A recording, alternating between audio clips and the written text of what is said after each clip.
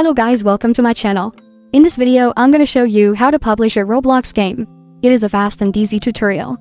The first step is to create your game on the Roblox platform. Make sure to design a fun and engaging game that players will enjoy. Once your game is ready, it's time to test it thoroughly, to ensure it functions properly and provides a great user experience. Next, you will need to navigate to File, then Save to Roblox as. A new window will open and here you can save your Roblox game to your profile.